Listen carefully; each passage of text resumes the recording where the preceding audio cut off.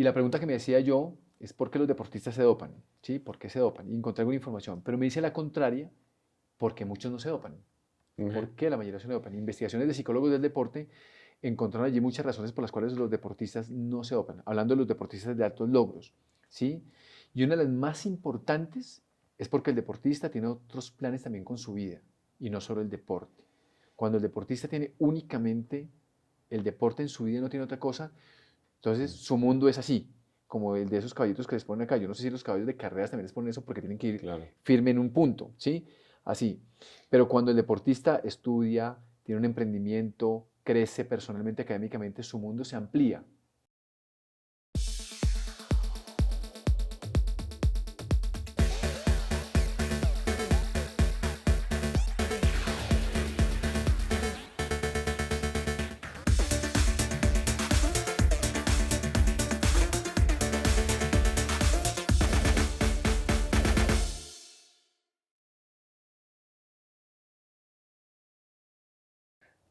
Hola a todos, bienvenidos a nuestro tercer episodio del podcast TNC. Hoy tenemos invitado un gran atleta que hoy en día es entrenador. Recorreremos muy rápidamente su vida como deportista, pero hoy en día es el seleccionador nacional de fondo y semifondo. Y yo creo que nos llenará de aprendizajes en muchos sentidos de la vida. Entonces, pues Mauro, bienvenido a TNC Podcast. Gracias, Sergio. Gracias por la invitación y qué chévere estar acá. Bueno, Mauro, muy rápido, porque pues la idea no es hablar de su historia como deportista, sino hablar un poco más de usted como persona. Cuéntenos, usted competía 1500, 5000, por ahí me dijeron que usted fue uno de los mejores 1500 que ha tenido el país. ¿Cómo fue esa vida como atleta? Sí, empiezo prácticamente porque mi papá y mi mamá me impulsaron mucho a hacerlo desde muy pequeño, cuando tenía como 7 años, en cosas en el barrio, en la casa. Y a los 12 años me llevan mis padres a la Liga de Atletismo de Bogotá y estuve allí con Bernardo Pinzón, mi primer entrenador. Infortunadamente él falleció, un gran formador de deportistas. Hacíamos natación, baloncesto, corríamos, que era la base de todo eso, nadábamos también. De ahí salieron boxeadores, basquetbolistas, triatletas, atletas de diferentes modalidades. ¿Sí? Yo me quedé en el área de semifondo. Y ahí empecé y parece que eso se me da muy naturalmente. A veces cuando uno empieza a hablar acerca de las técnicas en los deportes, uno se da cuenta que hay deportes que técnicamente son complejos. El atletismo de resistencia uno empieza a ver y qué se trata si todo el mundo corre. Y realmente la sensibilidad al ritmo, la tolerancia a la fatiga es algo que caracteriza mucho a los de deportes de resistencia. ¿Sí?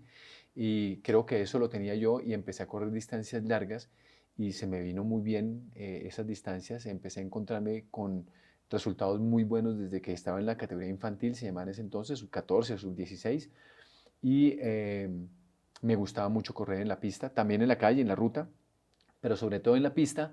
Y en el proceso deportivo empecé a correr pruebas de 1500 metros planos, 5000 metros planos, y empecé a tener resultados muy buenos a nivel nacional.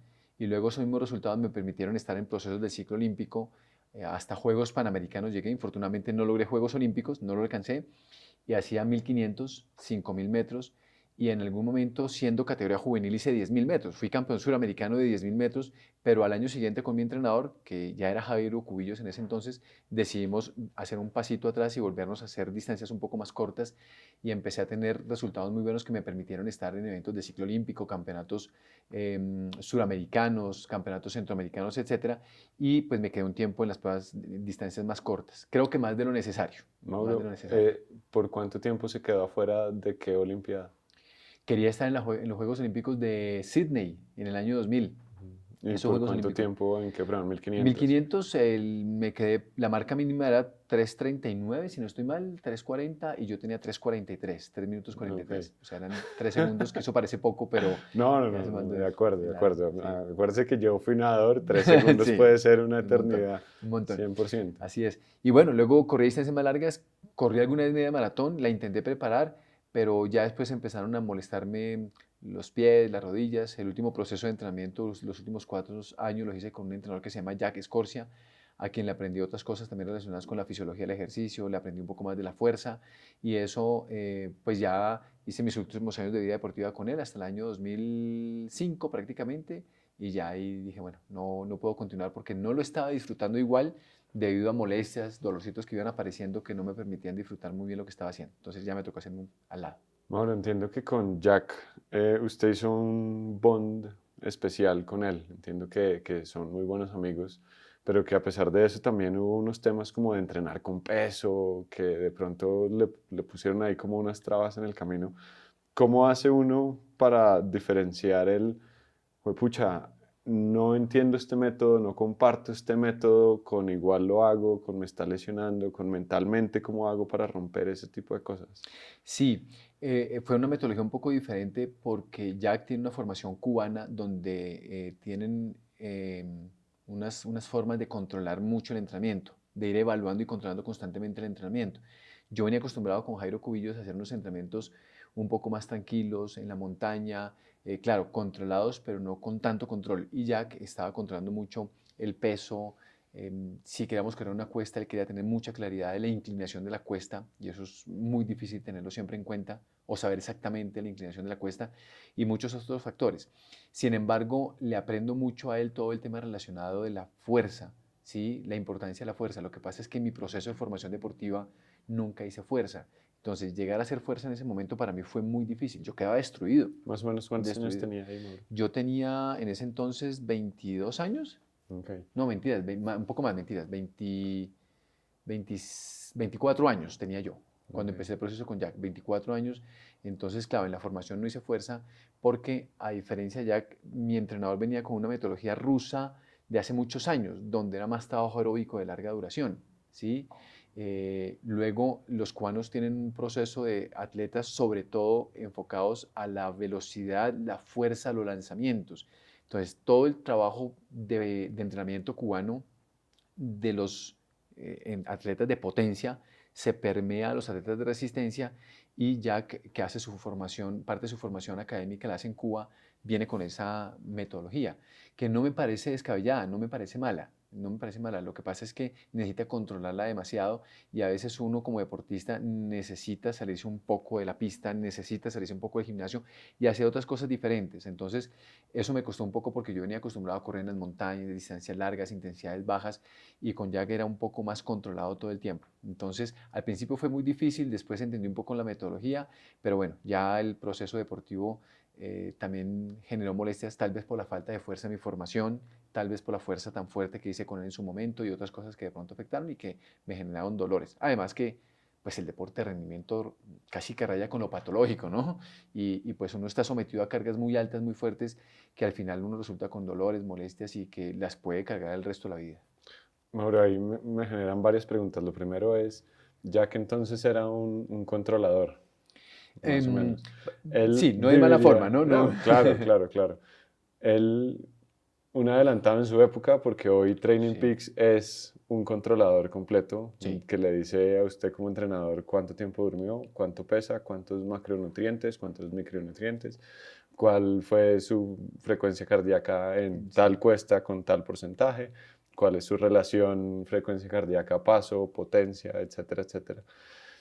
¿Usted cree que todo eso que él manejaba en atletas amateur o en atletas élites realmente sí es necesario, sí valía la pena en ese momento, o hay que también ser como un poco más libres, casi como usted era antes?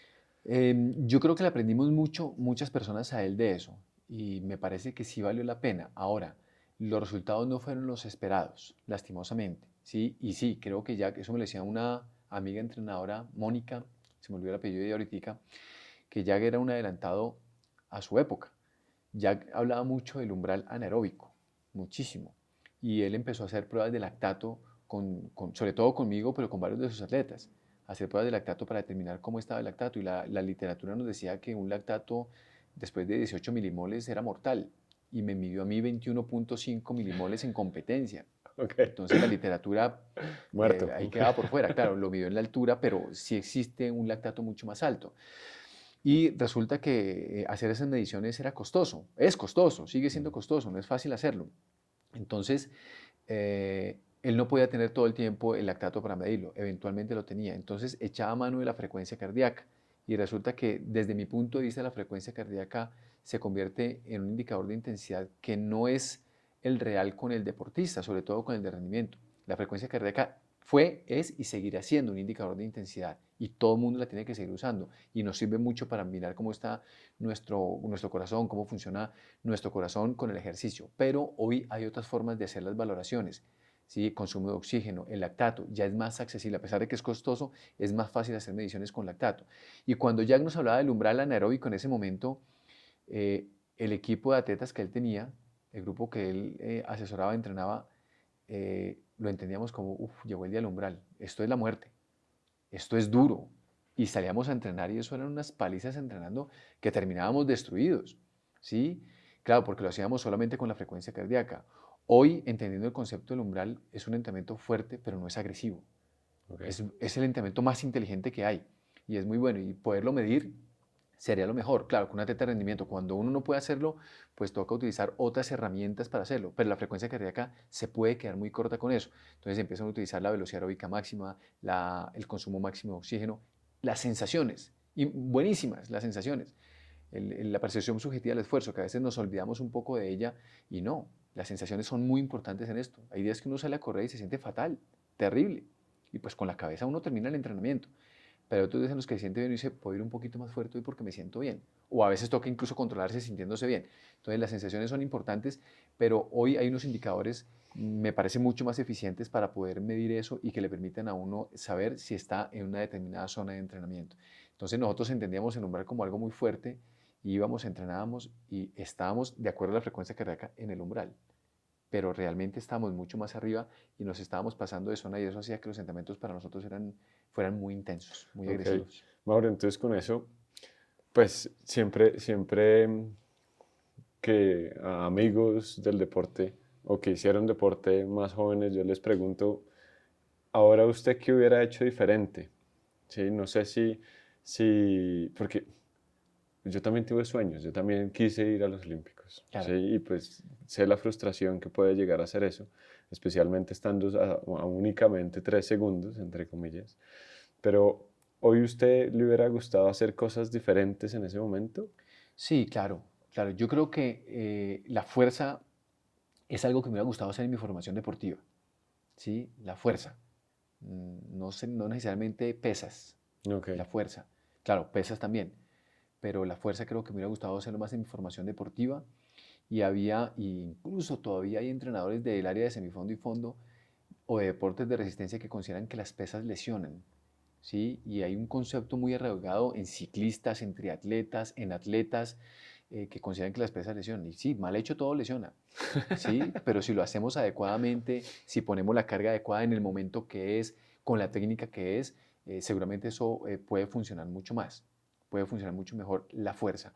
Ahora, cuando tenemos fuerza con pesas, la técnica tiene que ser mucho más depurada, pero tenemos que hacerlo. Hay un gran teórico del entrenamiento, García Manso, que él dice que prácticamente existe una o dos capacidades físicas, la resistencia y la fuerza, y no más, no existen más. La velocidad está dentro del concepto de resistencia, y de hecho la resistencia puede estar dentro del concepto de fuerza. Entonces, si nosotros tenemos claro todo eso, podemos entrenar mucho mejor esa capacidad física. Y creo que la fuerza es de las cosas que yo hubiera querido mejorar. Hoy los atletas que tengo el placer de asesorar, cuando dejamos de las pesas un poquito de lado por el momento de preparación competitiva, llega un momento donde las extrañan. Dicen, me hace falta fuerza, necesito volver al gimnasio, necesito hacer fuerza de nuevo, ¿sí? Porque ya se han adaptado a eso desde hace mucho tiempo.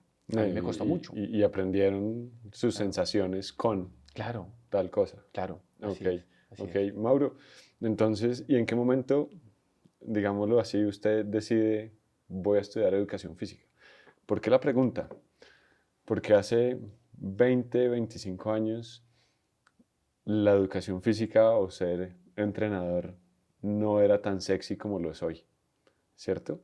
Yo tengo muchísimos amigos nadadores que se fueron por ese camino, a quienes quiero muchísimo, admiro muchísimo, pero ¿por qué usted decidió voy a ser entrenador? ¿Qué fue lo que le llamó a usted tanto la atención de decir, ahora yo quiero transmitir mis conocimientos a más gente? Sí, por fortuna ya es una profesión. Ya hace un año y pico hay una ley que dice que está la ley del entrenador deportivo y ya es una profesión, no lo era. Felicitaciones, porque Entonces, sé que usted estuvo ahí gestionando mucho ese tema. sí, sí, ayudé, puse un granito de arena en todo este tema de la ley del entrenador deportivo. Realmente el decano de la Facultad de la UCA, Ordóñez, y Astolfo Romero fueron de los que le metieron el hombro a eso de una manera impresionante. Yo aporté, estuve un par de veces en el Congreso dando mis aportes también a esto, aprendiendo mucho de los congresistas y de los asesores de los congresistas. Hoy es una profesión por fortuna. Pero yo empecé estudiando ingeniería, Sergio. Ok. Hice 2 semestres de ingeniería Pero civil. un segundo, Sí. yo lo tenía planeado como para más adelante, pero Ok. cuéntenos muy rápidamente, muy cortico, ¿qué quiere Mm. decir la ley del entrenador deportivo? La ley 2210 que se sancionó el 22 de mayo del año 2022, si no estoy mal, es una ley donde se dignifica la profesión del entrenador deportivo y se pretende reglamentar todo lo que está alrededor del entrenador deportivo, todo lo que es entrenamiento deportivo, entrenador de deportes, entrenador personalizado, entrenadores de gimnasios, entrenadores de formación deportiva, etcétera, ¿sí? Todas estas personas deben ser profesionales para poder ejercer la profesión, ¿sí? Ok. Pero la ley tiene 13 años para que los que no son profesionales se profesionalicen.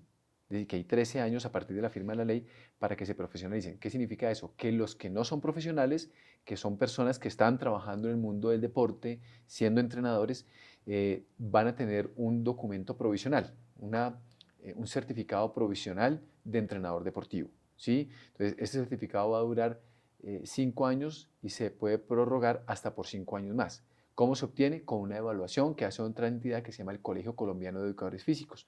Esa entidad le dice a ese entrenador que no es profesional, presente esta evaluación, si usted la pasa, además de ser mayor de edad y haber certificado 1 año de experiencia, si usted la pasa, simplemente le da una tarjeta provisional. Pero el plan A no es tener tarjetas provisionales, sino el plan A 13 años es que todos los que estemos en el mundo del deporte seamos profesionales, hayamos Ok. estudiado algo relacionado con el deporte y que lo podamos certificar. Una vez tengamos eso, nos dan una tarjeta profesional. Entonces ya se dieron las primeras tarjetas profesionales, ya se están gestionando las primeras tarjetas profesionales y las primeras tarjetas provisionales para estudiantes de universidades, para personas que no se han profesionalizado, pero la invitación número 1 es que de aquí a 13 años todos seamos profesionales. Y el objetivo es cuidar al que recibe ese entrenamiento, Por me supuesto, imagino. Como por ese es el supuesto. objetivo, que quienes lo reciben esté certificado que quien se lo está dando sabe lo que está Sabe lo haciendo. que está haciendo, claro. Ok. Eso sí, hay que reconocer que hay muchos entrenadores no profesionales que son muy buenos, pero la idea es que ese entrenador que no es profesional, que es muy bueno, además de eso, entre a la academia, se capacite, porque eso le va a permitir tener herramientas académicas, pedagógicas, didácticas, etcétera, que van a fortalecer lo que quizá ya sabe, ¿sí? Ok. Pero también sabemos que hay profesionales que infortunadamente no son tan buenos, ¿sí? Y que van a tener su tarjeta profesional. Pero esto blinda muchísimo al deporte y seguramente cada vez gimnasios, instituciones, el entrenador que está en un parque, la persona que está con un equipo deportivo, todos van a tener que ser profesionales, algo que me parece maravilloso. Sucede en Claro. muchas profesiones o en casi todas. ¿Sí? Un médico Claro, no puede ser médico, yo sino... soy ingeniero. Sí, A así. menos que tenga mi cartón, pues yo no voy a poder firmar un plano. Exacto, y un Sí. contador es contador cuando tiene la firma y tiene su tarjeta profesional y puede tener inconvenientes y puede perder su tarjeta profesional, lo mismo un abogado. Entonces, eso busca esta ley del entrenador deportivo, que se dignifique la labor del entrenador deportivo, que se blinde lo que se está haciendo para que las personas que lo hagan de una manera profesional y, por supuesto, sin vulnerar el derecho al trabajo, las personas que no son profesionales tendrán el derecho a seguir haciéndolo durante 13 años, que son un largo periodo de tiempo, pero en ese tiempo pueden capacitarse. ¿Cómo? Como profesionales, técnicos o tecnólogos, porque eso es lo que nuestro país permite hacer. Entonces, una Genial. persona que sea técnico, tecnólogo o profesional, después puede pedir su tarjeta profesional. Ok, genial. Entonces, usted comenzó estudiando ingeniería. Sí, Y de ahí en adelante, ¿qué pasó? ingeniería civil, 2 años, porque me encantan las construcciones, me fascina todo eso, me gusta mucho, y me metí a estudiar en una universidad de ingeniería, eso fue en el año 98, 99, no recuerdo bien, pero luego 90 bueno, sí, 98, 99, y luego me fui a España para preparar los Juegos Olímpicos, intentar hacer marca mínima para los Juegos Olímpicos de Sydney. Mm. Entonces hice como 2 semestres y medio realmente hice, luego me fui de viaje y ya estando allá, porque entrenaba, dormía, competía y no hacía nada más, claro, tuve mucho tiempo para pensar y dije, bueno, yo tengo que estudiar. Averigué en España si había alguna posibilidad de quedarme estudiando, no fue fácil, me regresé a Colombia Y aquí con el Instituto de Recreación y Deportes, el IDR de Bogotá, empezaban también los programas que venían dados desde la Ley 181 de apoyos a los deportistas, de contratación de entrenadores, ¿sí? Y entonces ya empiezan a tener un equipo médico de entrenadores y muchas personas alrededor acompañando al deportista y psicólogos del deporte y psicólogos pero del área social. Entonces me acerco al líder y le digo, bueno, pues, yo tengo esta dificultad, yo quiero saber qué hago. Y una persona que estaba allí me dijo, bueno, ¿tú qué quieres? ¿Cómo te ves en 5 años? Y empezó a orientarme todo este tema. Y yo dije, me encanta la ingeniería civil, me encantan las construcciones. Pero bueno, de pronto este tema me puede gustar. Me presenté a 3 universidades, a las 3 pasé, escogí la que me quedaba más cerca a, a A la a pista, la seguro. pista, sí, eso fue un motivo grande, pero también porque era licenciatura en la Universidad Libre, sí, era licenciatura. Y No, la pero licencia, al lado. al lado, sí, Sí. la Universidad Libre, al lado, en la sede del Bosque. Entonces era licenciatura y eso me alegró muchísimo porque ya empezaba yo a entender que hay unas diferencias entre profesional en cultura física, licenciatura, y bueno, es otra cosa que la ley del deporte, la ley del entrenador deportivo, tendrá que en su momento cerrar un poco, porque han abierto muchas facultades con, ¿qué le ponemos a esta facultad? No, pongámosle licenciatura profesional en, licenciado en, entonces como que hay 53 denominaciones de nuestra carrera. Usted estudia Derecho en el Magdalena o estudia Derecho en Chocó, estudia Derecho, y es Derecho, Claro, las bases son punto. las Y ya, mismas. ¿sí? Pero aquí hay profesionales en cultura física, licenciados, profesionales en ciencias del deporte, que son lo mismo pero con nombres diferentes y la idea es que en algún momento Ok. eso quede en menor cantidad de denominaciones, ¿sí?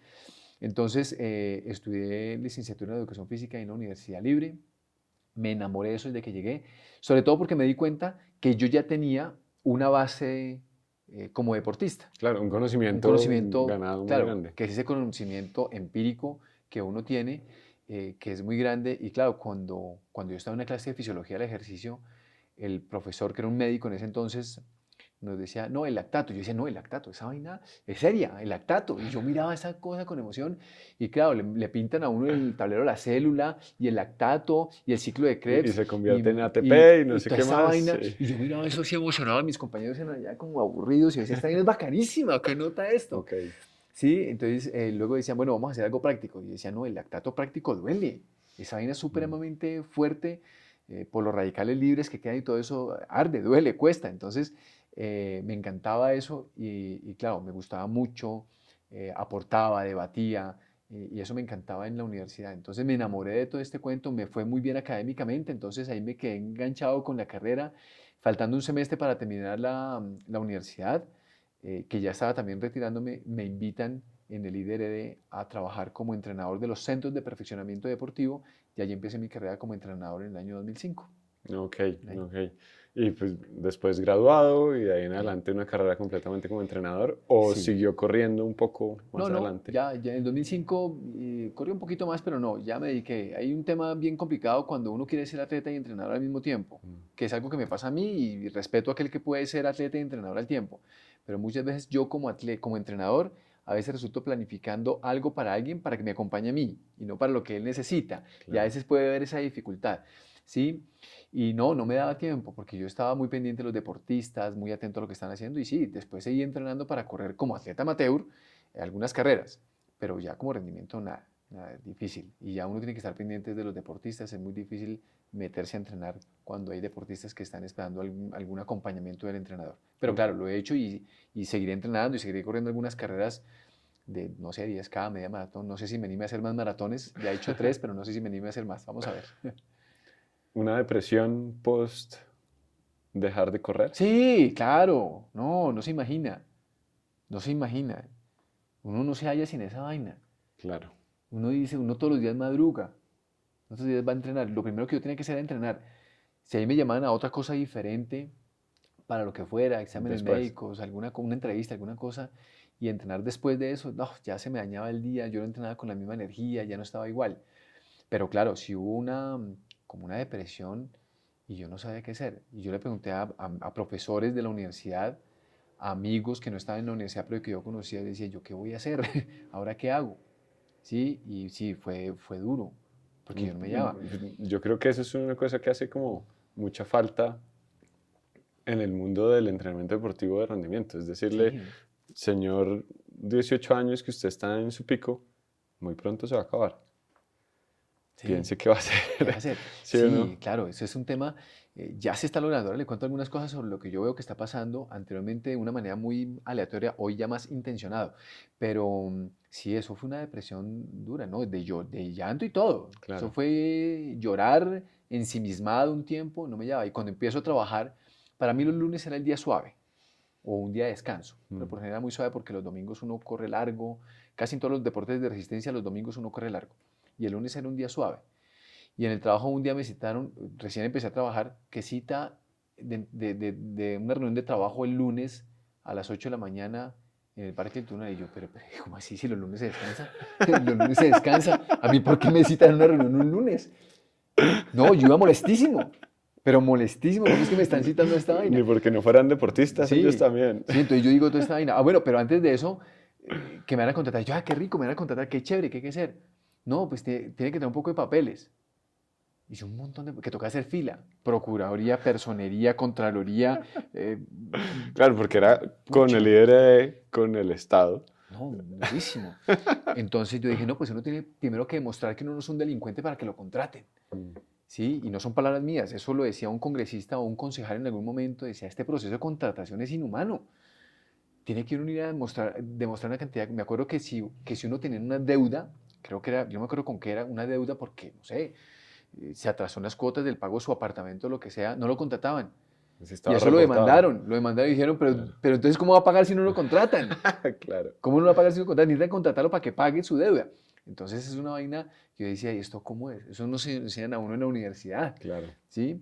Y ni en el colegio. Y muchos de los proyectos educativos institucionales de colegios y universidades dice, vamos a formar personas para la vida. Y uno sale a la vida Mm. y le toca hacer fila en la Contraloría, Procuraduría, entonces a demostrar que uno no es un delincuente y decir, Claro. aquí tengo todos mis papeles, contrátenme. Entonces fue todo un proceso grandísimo para hacer eso, pero bueno, esa es nuestra normativa colombiana donde contratan con órdenes de prestación de servicio y así he estado yo gran parte de mi vida laboral y muchos de los colombianos y bueno, ahí Ahí, empecé a trabajar, pero a entender muchas cosas de todo eso, pero estudiándome mucho con la vida laboral ahora. Mauro, sobre la vida laboral ahora y lo que pasó hace casi 20 años, pues han pasado muchas cosas, ¿no? Usted entonces estuvo en IDRD, pero también estuvo en la Javeriana. ¿Y en qué momento comienza a decir, de pronto lo mío, o me gustaría explorar el tema de entrenamiento o de acompañamiento de personas amateur? Porque pues una persona amateur es muy diferente a una persona de rendimiento, ¿sí? Dejémoslo claro. ¿Sí?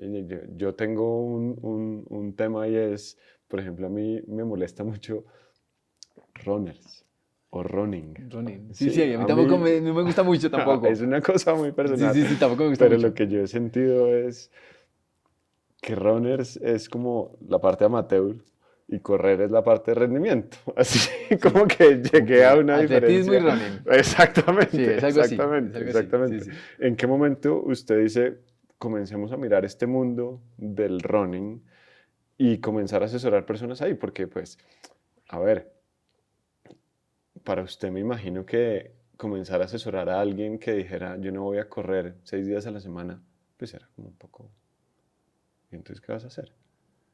Pues Sí, para correr bien hay que correr sí. 5, 6 días a la semana, 2 sesiones de gimnasio, lo que fuese. ¿Cómo fue ese mundo de meterse en el mundo amateur? Sí, serio, yo empiezo en el mundo laboral con los centros de perfeccionamiento deportivo en el IDRD, donde me abrieron ese espacio Bogotá. Ay, y aquí hay otros temas bien chéveres para contarle de cómo deportistas hemos llegado al mundo del deporte. Si quieres se lo comento más adelante. Y que de alguna manera ya se está haciendo como esa transición entre el mundo del deporte y el mundo laboral. Ahora hablamos un poco de eso. Pero este mundo del atletismo empiezo a encontrármelo con los centros de perfeccionamiento deportivo, con deportistas en formación deportiva. Y empiezo a llevarlos a esos deportistas hacia el rendimiento deportivo. Más o menos, ¿Sí? ¿qué edad son estas personas? 15, 16 años, Ok. 17 años aproximadamente, ¿sí? Entonces empiezo allí, pero paralelo a eso me invitan a trabajar algunas horas al día en un equipo de ciclismo profesional que nace en Colombia, que se llamaba Colombia es Pasión, en la parte administrativa. Entonces yo Ok. empiezo en este equipo de ciclismo, que eso era con ProExport y Coldeportes en ese entonces, y Federación Colombiana de Ciclismo, pero en una parte administrativa, que la verdad a mí no me mató mucho. La parte administrativa hoy tal vez me gusta un poquito más, pero pues no me apasiona mucho. Pero bueno, estuve apoyando los inicios de este equipo. Fue nada más como 10 meses que estuve allí. Luego me invitan a la Universidad Javeriana a trabajar. ¿Sí? Dos grandes amigos le insisten al director de deportes de la universidad que me entrevisten, que me pidan la hoja y por lo menos hagan todo el proceso conmigo, que es Sergio Munevar y Andrés Hernández.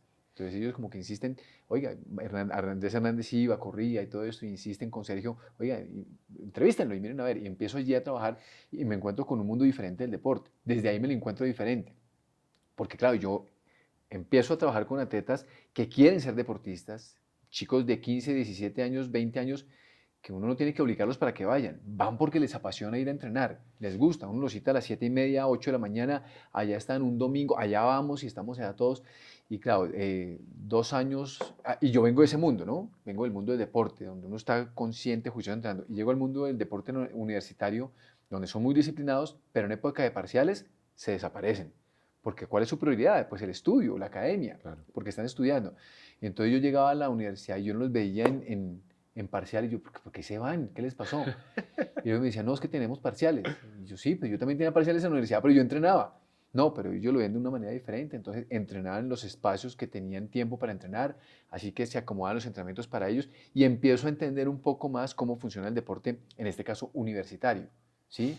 Pero con Claro. atletas también muy disciplinados. Y empiezo, eso es algo muy importante, Sergio, aprender de cada persona que llega a donde uno está, como uno está liderando un proceso de entrenamiento. Entonces empiezo a entender cómo entrenan ellos, de qué manera entrenan, cómo les gusta, cuáles son las diferencias entre un atleta universitario y un atleta de rendimiento. Ahí duró bastante tiempo en la universidad, como hasta el 2015, pero como ya esos atletas que yo empecé a formar empezaron a ser atletas de rendimiento y empezaron a llegar otros, eso implica muchos viajes. Entonces yo, además de estar trabajando con el Centro Javeriano de Formación Deportiva, estaba trabajando con la Facultad de Educación en algunas clases con la Facultad de Educación.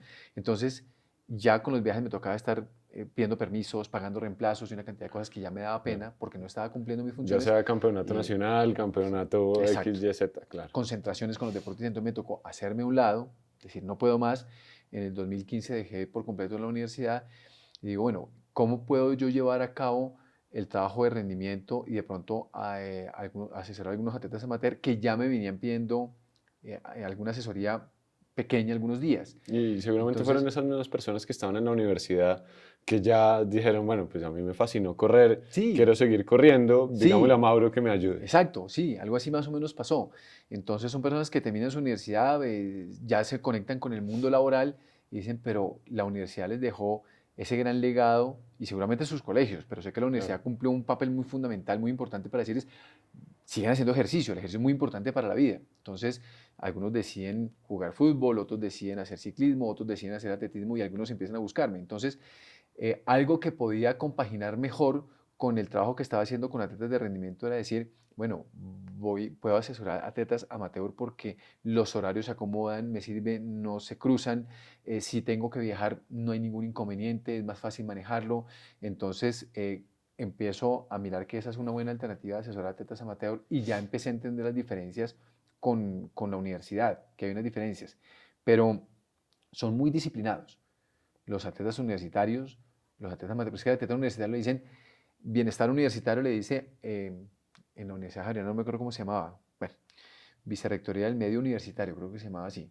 Bienestar universitario les ofrece una gran cantidad de cosas a los estudiantes para que hagan lo que se llama formación integral, Ujú. que uno cuando ya sale a la universidad la entiende, ¿sí? Integral eso parece como el pan integral, como que tiene de todo y no sabe a nada, ¿sí? Uno dice formación integral. Pues la universidad le dice a uno, usted tiene teatro, tiene tuna, puede ir a ayudar a comunidades, tiene deporte, usted puede dedicarse también a ayudar a comunidades vulnerables. En la Javeriana puede meterse a centro pastoral, ayudar a organizar cosas, y uno se da cuenta, uno se mete en muchas actividades que no son necesariamente académicas. Y es cuando uno se da cuenta que la universidad, el colegio y muchas instituciones le pueden brindar a uno esa formación integral gracias a diferentes actividades.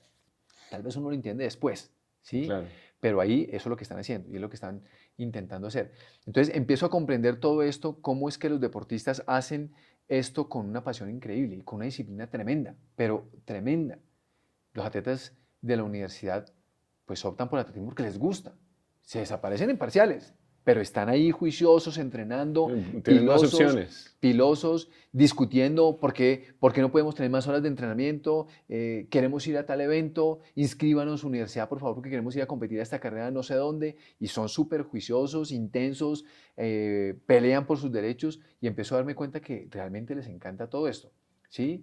Y me voy al atleta amateur y me doy cuenta que no es como muchas veces creemos que el atleta amateur lo hace como un hobby, sino que lo hace por una sencilla razón y es que se convierte en un estilo de vida.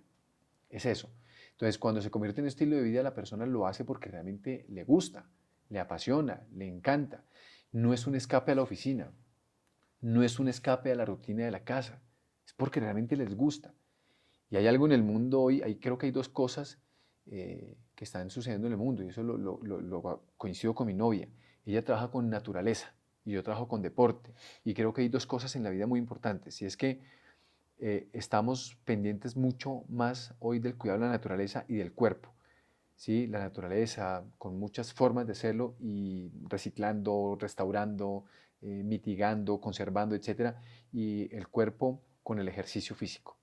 ¿Sí? Y entonces mucha gente está haciendo ejercicio, por eso hay un boom grandísimo. Además que hoy las familias no tienen 20 hijos, 12 hijos, 7 hijos. ¿A qué hora se hace ejercicio con 12 hijos? Eso es imposible. Claro. Hoy no hay hijos, hoy solo uno o dos y uno tiene más tiempo para hacer ejercicio, ¿sí? Quienes deciden tener hijos. Entonces, eso facilita la actividad física y se convierte en algo que es una pasión, porque son retos con uno mismo, ¿sí?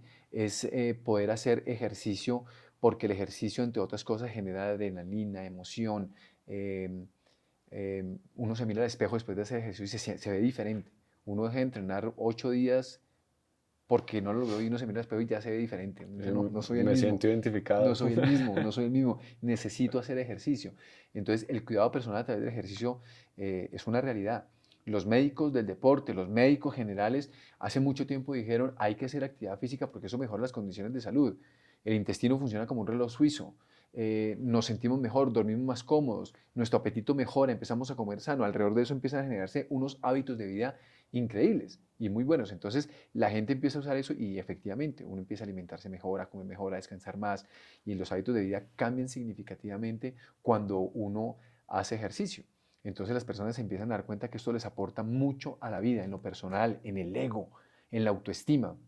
Entonces las personas lo hacen porque aquí el objetivo es que si yo hoy corro en una carrera de 10K, 1 hora 15 minutos y después corro 1 hora 12, me siento el campeón del mundo porque mejoré 3 minutos y me engancho con esto y me gusta y quiero seguir haciéndolo porque se convierte en una gran pasión hacerlo.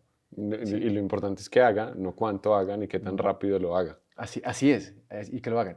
Entonces, claro, cuando los médicos nos dicen hay que hacer esto, entonces no lo entendíamos mucho, ¿sí? Entonces, ahora lo que la sociedad necesita, o mejor, lo que las ciudades necesitan es que sus gobernantes le garanticen que la persona pueda hacer ejercicio, Ok, porque no basta con decirle hágalo, sino ¿y dónde lo hago? Bueno, un parque que tenga las condiciones para hacerlo. Bogotá tiene una deuda muy grande y lo digo porque estoy acá, amo Bogotá, pero tiene una deuda grandísima con los parques. claro. Tenemos un parque metropolitano en Simón Bolívar divino, me encanta ese parque. Hay otro que no se sabe si es de Bogotá o Cundinamarca, que es la Florida. Y el parque metropolitano de Tunal, que es espectacular, es divino ese parque también. Y son espacios que les ofrecen. Pero nos faltan tantos parques que en algún momento dijeron, hagamos ciclovía, que la ciclovía es un hit, es buenísimo. O sea, esa idea que tuvieron en el IDRD, en la alcaldía de Bogotá en su momento de hacer ciclovía, reemplazó de alguna manera los pocos parques que tenemos en Bogotá. Pero eso ha hecho, yo me acuerdo que yo salía y a veces la ciclovía era relativamente sola, no había mucha gente. Hoy es llenísima de gente, caminando, De montando bicicleta, familias. trotando en familia. Es espectacular. Ojalá tuviéramos muchos más parques como los tienen otras grandes ciudades para no tener que cerrar las vías y poder disfrutarlo. Pero como no tenemos eso, esa se convirtió en una excelente alternativa. Entonces, los gobernantes no solamente tienen que hacer, o sea, escuchar si hay que hacer actividad física, pero ¿dónde lo hago? Entonces ya tenemos más espacio para hacerlo. Hay escenarios deportivos, hay parques, parques muy bonitos en Bogotá. Insisto, faltan muchos más, pero hay parques en Bogotá, hay ciclovía, hay eventos deportivos, ¿sí? Hay personas que se preocupan por hacer eventos deportivos, que eso en última lo que hace es mejorar la calidad de vida de las personas. Claro. Mauro, hablando otra vez sobre el tema amateur y élite y rendimiento, ¿Qué tan diferente es el asesoramiento de un amateur y de un élite? Porque los objetivos son diferentes, usted lo Sí. dijo. Claramente, si yo, Sergio Gómez, digo, Mauricio, quiero correr una maratón en 2 días, usted lo primero que me va a decir es, deje de trabajar y hablamos, Sí. ¿sí o no? Entonces, pues los objetivos son diferentes, la forma de verlo es diferente, pero hay muchas personas, por ejemplo, no sé, en conversaciones que he tenido con Rigoberto, él dice, pues hay amateurs que son más estrictos que los mismos élite. Impresionante. Sí, entonces, ¿cómo se maneja esa diferencia? ¿Cómo hace usted para poder decirle a un amateur, acuérdate que pues tú no vives de esto? Y para decirle a Iván, usted sí vive de esto. ¿Sí? Sí. ¿Cómo se maneja eso? Sí, son diferentes cosas. De pronto, si uno pudiera entrar como a la raíz de la palabra alto rendimiento, a mirar de pronto la epistemología y toda esa cuestión, uno de pronto puede encontrar que alto rendimiento podrían practicarlo todos, porque es el máximo rendimiento que podría conseguir cada persona, Ok. el máximo rendimiento de cada persona. Kipchoge tiene 2 horas 1, pero Mauricio Laino tiene 3 horas 24. Y ese es su Y ese máximo es mi máximo rendimiento. rendimiento en maratón. Ok. ¿Sí? Y mi alto rendimiento es ese. De pronto podría sonar un poco diferente altos logros, deportista de altos logros, buscando los altos logros deportivos, altos resultados deportivos y el amateur. Eh, una vez en una conversación con algunos deportistas de alto rendimiento y unos amateurs que se quedaron en el mismo hotel, decía el amateur, wow, están aquí los mejores del mundo, los mejores de Colombia, los admiramos mucho. Los admiramos mucho y uno de ellos dice, ¿y nosotros a ustedes? Es que a nosotros nos pagan por esto. A ustedes no, a ustedes les toca pagar para Claro. venir acá, para estar acá. Nosotros los admiramos a ustedes. Nosotros duramos en una media maratón 1 hora 5 en el asfalto. Ustedes duran 2 horas. Pucha, eso es durísimo. Eso también es de admirar. Entonces es de admirar ambas cosas. El deportista de rendimiento o de altos logros necesita trabajar y se enfoca en un resultado deportivo que puede estar dado en un tiempo, que le pasa también al amateur, pero en medallas también, en resultado. Estar en el podio, primero, segundo, tercero, una muy buena marca que le permita clasificar a eventos de ciclo olímpico. El deportista amateur no. El deportista de rendimiento se somete a algo que se llama selección. ¿Sí? El deporte, algunos lo pueden llamar discriminatorio, ¿sí? Pero el deporte es selectivo. ¿Quiénes van a los Juegos Olímpicos? Los que son seleccionados para ir porque cumplen un estándar de clasificación. Ujú. ¿Sí? ¿Quiénes van a unos Juegos Nacionales? En el caso de Colombia, los que cumplen el estándar de clasificación y son seleccionados para ir, porque cumplen los estándares de clasificación para estar en los Juegos Deportivos Nacionales. ¿Sí? Y así pasa con todos los deportistas de altos logros en los diferentes deportes. ¿Quién puede ir a la maratón de Nueva York? El que pasa un sorteo o el que paga en una agencia de viajes, eso, de los atletas amateur. ¿Sí? Entonces hay una gran diferencia. El atleta de rendimiento va porque necesita y debe tener un resultado porque de eso dependen también sus ingresos económicos. El deportista amateur no. El deportista de rendimiento dice, yo quiero ir a la maratón de París, pero si voy a la maratón de París, voy es porque necesito hacer marca mínima para los Olímpicos o una marca muy buena que me permita después tener invitación a varias de las mejores maratones del mundo con un dinero para poder estar allí, porque es mi trabajo. El deportista amateur se inscribe y va a la maratón de París. Ok. ¿Sí? Y no le interesa, de pronto es una marca personal o le interesa otra cosa, pero no le Pero no interesa debía ir el más allá de resultado. eso. Exacto, no va más allá de eso. Ok. Entonces, el deportista de rendimiento lo entiende, pero normalmente el tema de la motivación es increíble en ambos. Sí, pero el deportista de rendimiento, mm, yo creo que las motivaciones internas que tiene son más grandes que las externas, porque las externas normalmente están mediadas por el tema económico, muchas de esas, Claro. por el tema económico, los patrocinios, etcétera. ¿Sí? Pero un deportista va corriendo y no va pensando en el tema económico, va pensando en su tiempo, en su ritmo, en que En ha pasar al entrenado, este, en ir al ritmo, en no caer, en que me entró la dificultad en este momento, faltan 3 kilómetros para terminar y me estoy sintiendo agotado. No, yo puedo, yo me sostengo acá y voy a rematar más duro de lo que he venido corriendo. ¿Sí? Entonces, la motivación es más interna, es de él, de lo que ha trabajado, de lo que sabe que puede hacer. ¿Sí? Y por supuesto que en el deportista amateur también hay motivaciones internas, muchísimas, muchísimas. Pero externamente el deportista de rendimiento además tiene un premio que puede tener ahí una competencia y que eso le puede representar una estabilidad económica por apoyos deportivos que recibe de un patrocinador claro. estatal o privado. ¿Sí? El deportista amateur no. El Ok. deportista Y amateur Mauro, no. ¿y usted lo siente como si fueran dos trabajos diferentes? Como, a ver, yo tengo dos trabajos, yo soy ganadero y gracias a Dios hago TNC. Y me fascina que el uno no tiene nada que ver con el otro. Ajá, Sí, pero absolutamente nada. Las vacas, nada que ver ajá. con los eventos deportivos, pero yo siento que es tan diferente la vida del atleta amateur que la vida del atleta élite. ¿Usted lo siente como dos trabajos? Como estoy en concentración una semana con los élite, uy, qué rico llegar a mis atletas amateur, y Sí, viceversa. sí, son muy relacionados, muy cercanos ambos, pero sí son diferentes. El atleta de rendimiento requiere de unas cargas demasiado agresivas, demasiado fuertes, de evitar fallar a los entrenamientos, de una exigencia muy alta, de alejarse de su familia durante mucho tiempo para concentrarse, para competir, prácticamente porque se necesita hacer y eso requiere unas condiciones completamente distintas, ¿sí? El deportista de rendimiento tiene una molestia y uno llama inmediatamente al médico, doctor, pasa esto, esto, y el doctor junto con el equipo médico, nutrición, fisioterapia, etcétera, necesitamos tenerlo pronto recuperado, ¿sí? El deportista amateur, si se lastima, lo podemos tomar con más tranquilidad, más fácil, con más calma. No debía ser un Eh, estrés. no debería ser, ¿sí? El Claro, deportista amateur se sí, estresa, a claro, nadie le gusta claro. estar lesionado, nadie le Claro, gusta estar lesionado, pero como no pero es claro, su vida, no claro. debía ser un Pero el estrés. deportista de rendimiento, si por ejemplo no llega a unos Juegos Deportivos Nacionales, a un campeonato suramericano de atletismo, a unos Juegos Olímpicos, eso significa que su tema económico, porque es su profesión, puede disminuirse, puede bajar, no puede funcionar bien, mientras que el deportista amateur no. Claro. Él no depende económicamente de esto. Él no es un profesional. Un profesional de esto sí es el deportista de rendimiento de altos logros porque gana dinero, su sustento económico proviene predominantemente de allí. Bueno, también así como hablamos que existe la palabra running y a mí la verdad no me gusta mucho, también existe la palabra coaching en español, ¿no? Se volvió la palabra coach, este man es mi coach. A mí tampoco me gusta, porque yo siento que un entrenador tiene que ser mucho más que simplemente mandar cargas. Y Sí, eso es lo que se convirtió hoy en día, este es mi coach.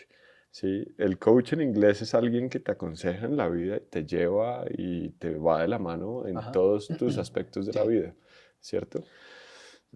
Para usted, ¿o qué es lo que usted más disfruta de ese acompañamiento de esos deportistas?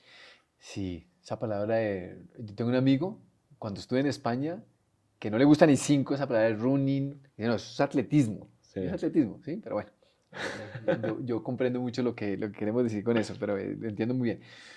Em, bueno, no sé, Sergio, yo creo que eh, el entrenador se vuelve en eso es como la base del coaching, ¿sí? El entrenador es un guía, es una persona que acompaña y claramente se capacita para todo lo que tiene que ver con las cosas del entrenamiento, métodos, medios, carga, modelos de preparación, metodología, fisiología, etcétera, etcétera. Pero hay un componente emocional muy grande que tienen todos los seres humanos, ¿sí? Y ese componente emocional uno también tiene que saberlo interpretar sin ser psicólogo del deporte, una tarea que tiene que hacer el psicólogo del deporte, por lo menos con los deportistas de rendimiento, pero también, ¿por qué no con los amateurs? Y uno tiene que acompañar eso. Uno ve a los ojos a un deportista cuando llega al entrenamiento y uno inmediatamente se da cuenta, eso lo va aprendiendo con el tiempo, se da cuenta que el deportista no está en las condiciones óptimas para entrenar porque tiene un inconveniente emocional, personal, familiar o lo que sea. Y uno se da cuenta. Entonces, bueno, ¿cómo está? No, peleé con mi novia. No, mi papá entró al hospital. Alguna cosa que no lo deja estar 100%. Entonces uno tiene que empezar a mirar si vale la pena que el deportista entrene o le hace algún ajuste a la carga de entrenamiento. O simplemente está mal ese día. Puede que claro. todo esté relativamente bien en su día, pero no está bien. Amaneció cansado, no pudo dormir bien. ¿Sí? Entonces hay que mirar cómo se hace ajuste a todo esto. Y pasa también con el atleta amateur. Ahora, entonces ¿Sí? usted con eso, usted siente que gran parte del entrenamiento se basa en la comunicación, Sí, total. atleta-entrenador, Sí, total. y también en la habilidad del entrenador de ponerse en los zapatos de esta persona Así y de es. ser súper empático. Así es, total, Ok, total. Es muy importante eso porque enviar la carga de entrenamiento únicamente se convierte como en la receta de cocina, ¿sí? Haga, pero cuando uno escucha al deportista por un momento en algo y uno le entiende alguna cosa que tiene una dificultad del mismo entrenamiento o de su vida personal, algo así, y uno por lo menos es empático con eso, ayuda mucho a que el deportista se sienta más a gusto con lo que está haciendo, ¿sí? Okay. Entonces, hay grandes entrenadores que infortunadamente no son tan empáticos y eso genera dificultades en las relaciones interpersonales con los atletas.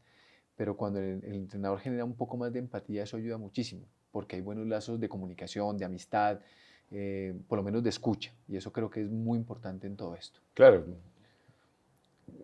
1000 personas pueden hacer el mismo plan de Kipchoge, solo Kipchoge puede hacer los tiempos de Kipchoge, Por supuesto, así es, ¿cierto? así es, así es. Ok, Sí, sí, no, esto a uno de la universidad y los cursos y las capacitaciones que hacen le pueden decir a uno cosas frías de la carga de entrenamiento y todo esto, pero vaya aplíquesela a un deportista, a ver cómo funciona, cómo se siente con la carga, cómo cuando emocionalmente no está bien entrena, de qué manera lo hace. Entonces, hay veces que toca ser el deportista, no, venga, tomémonos un café, vamos, tomémonos un café y hablemos, ¿qué pasó?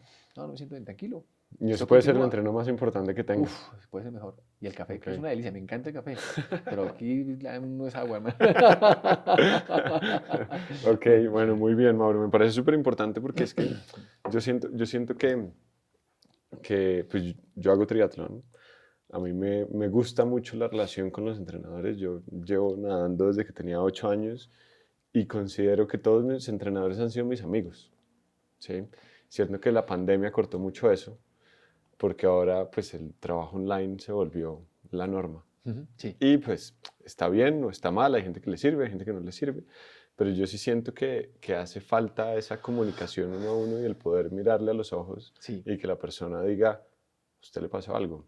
Le cuento ahí una anécdota mía y, y me pasó solo una vez en 30 años ya nadando que llegué a la piscina, estaba en vestido de baño y dije, hoy no nada. En 30 años una vez. Obviamente en ese mismo momento la entrenadora vino y me dijo, Sergio, cuéntame, ¿qué es lo que pasa? Ujú. ¿Sí?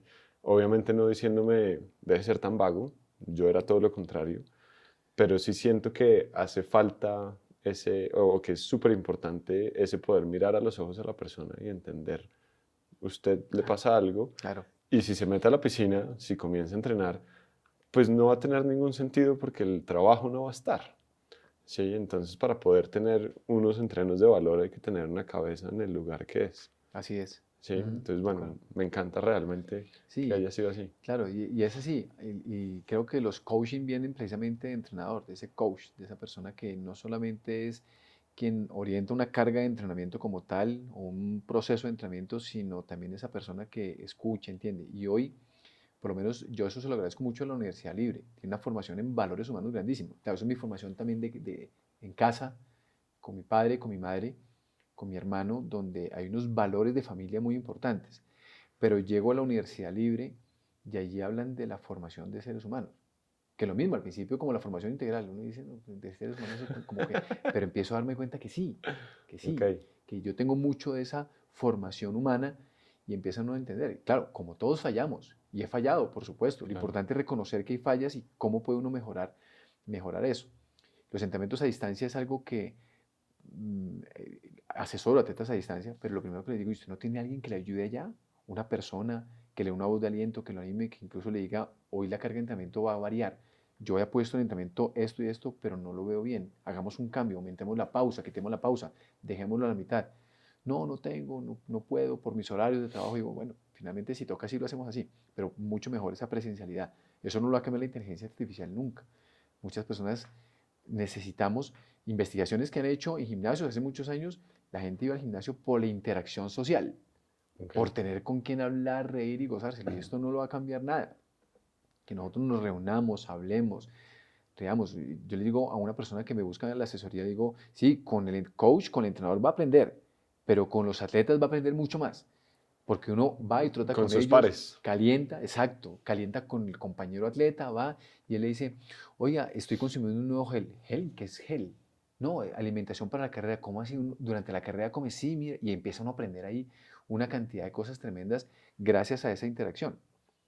Y no solo eso, sino que se generan relaciones de amistad Claro, no necesariamente quiere laborales. decir que todo el mundo sea Claro, el mejor amigo y que salgan después a ser mejores por amigos, supuesto, ¿no? pero sí hay muchos momentos Así claves es, que complementan el trabajo de un entrenador. total. No, y Ok. hasta el atletismo se convierte en un celestino, no se imagina. No es con muchas parejas, gracias al atletismo. Muy bien, Mauro. Usted es entrenador de Selección Colombia de semifondo y fondo. Sí, así es. ¿Eso realmente qué quiere decir? Porque hay gente en todo el país corriendo que son de rendimiento, pero ¿qué quiere decir ser el entrenador de todos ellos? Pues usted no puede dar las cargas a todos, ni Sí, no, aconsejarlos, ni ser claro, el hombro de todos. ¿Qué quiere decir claro. eso? La Federación Colombiana de Atletismo ha decidido desde hace algún tiempo tener entrenadores que lideren cada una de las áreas. Y desde el año 2019 me invitaron desde Federación Colombiana de Atletismo y Comité Olímpico a liderar el área de semifondo y fondo, desde 800 metros hasta maratón. ¿Sí? Entonces, atleta amateur que cree que cuando está haciendo carreras de 1000 metros está haciendo velocidad, no, no está haciendo velocidad, está haciendo resistencia también ahí. Eso es un tema Súper ya, importante. eso es un tema ya diferente, pero bueno, de 800 metros hasta maratón, ¿sí? Entonces, como encargado del área, estoy pendiente de los deportistas de esa área, en este caso sobre todo de la categoría mayores, pero también de las categorías inferiores, sub 18, sub 20 sobre todo, y la categoría ya de adultos. Y también asesoro a varios de esos atletas, quienes en este deporte funciona más porque el atleta decide entrenar con uno, a diferencia de lo que pasa en un deporte de conjunto. El director técnico de la selección Colombia es él, y es él. Y todo el equipo está con ese director técnico, Sí, ¿sí? tú juegas de delantero. Ah, juegas de delantero. Delantero, ¿sí? Claro. Y él de hecho tiene algunas responsabilidades con los entrenadores que están en las inferiores, ¿sí? En sub-20, sub-23 creo que hay, sub-18, etcétera. Está pendiente de eso, como coordinando algunas cosas, pero él es el entrenador. En el atletismo, en los deportes individuales, normalmente el atleta busca al entrenador y dice, yo quiero entrenar con usted, siento que con usted puedo hacer un buen proceso de entrenamiento. Y pues si las sinergias funcionan muy bien, el proceso va a andar muy bien. Entonces, entreno a varios, pero estoy pendiente de todos los procesos deportivos con atletas y sobre todo con los entrenadores de esos atletas, porque hay algunos que viven fuera del país, otros que viven en otras regiones del país y es imposible entrenarlo. Claro. Y un atleta de rendimiento, creo yo que sí necesita mucho ese acompañamiento cercano del atleta, ese atleta de altos logros, perdón, de su entrenador. Lo necesita, ese acompañamiento cercano de su entrenador es muy importante. Mauro, y entonces una pregunta obligada es, eh, ¿fue la inauguración de los Juegos Olímpicos en Tokio? No, No, no no puede fui, ser. no fui, porque eh, ese era un evento en la pandemia o terminando pandemia y hay unas normas muy estrictas de cuándo podía llegar cada delegación deportiva y no podíamos llegar desde la inauguración hasta la clausura. Teníamos que llegar faltando, si no estoy mal, 2 días antes del inicio de los Juegos. Claro, y típicamente atletismo es al final y si están desde la inauguración hasta Exacto, la clausura, claro. exacto. Bueno, atletismo inicia la última semana, Sí, de acuerdo. ¿sí? Entonces, Natación y atletismo. exacto. Sí. Entonces, por eso no pudimos estar allá porque era una norma del Comité Un Olímpico tema COVID. Internacional y tema COVID. Ok. Entonces, sé que también hay un tema presupuestal por ahí de por medio, pero realmente es un tema más de pandemia. Ok, Mauro, ¿y qué sintió usted como entrenador de Selección Colombia, pero aparte de eso, entrenador de Iván y verlo ahí parado en la salida Sí, de la maratón olímpica? yo tuve la oportunidad de clasificar para esos Juegos Olímpicos a Carlos San Martín en 3000 metros con obstáculos e Ujú. Iván González Ok, y acompañar a dos atletas más, Jason Suárez, que es asesorado por Juan Carlos Cardona, y Ángel Juela por el profesor Humberto Ramírez. Pero como entrenador encargado estaba con ellos cuatro allá. Juan Carlos fue el que estuvo en la punta, Jason fue Jason, el que en la estuvo en la punta, punta un un rato. rato con Sí, claro. Kipchoge en la maratón, sí. ¿Y quedó 15 fue? Sí, Ok. 15, 15.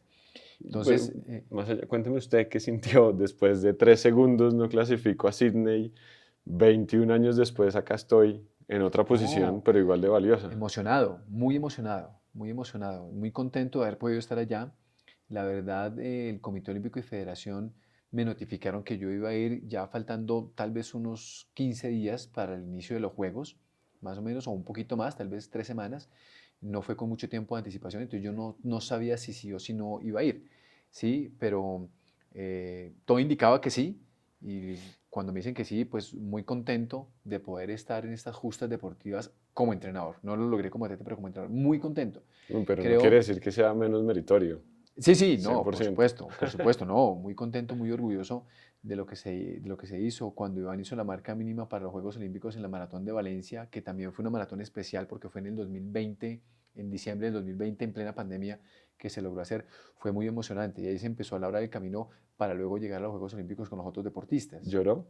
Sí, por Cuando supuesto, Iván lo logró, pues me por imagino viendo el supuesto. tracker, o estaba allá, Sí, y no, viendo el tracker, yo estaba allá en y Valencia. cruzó esa meta y Sí, claro, no, no, no, eso fue muy emocionante porque pues yo llevo asesorando a Iván hace muchísimos años, entonces fue muy emocionante ver que él cruzó la meta, que hizo la marca.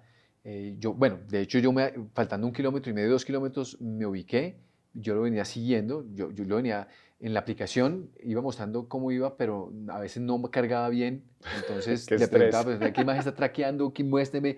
Y bueno, él lograba ver, y yo me hice faltando exactamente creo que 2 kilómetros, y sabía que debía pasar un determinado tiempo ahí para llegar en el tiempo que Claro, era, pero iba en el límite, o sea, sí. iba ¿Cuál era con la 20, marca? 2 horas, ¿qué? 2 horas 11:29 Ok. y él hizo 2 horas 11:07. Estaba ahí, límite, son unos segundos, iba en el límite y cuando vi que la traía, no, emocionadísimo, vamos Ivancho, corra que la tiene, solo mantenga el ritmo.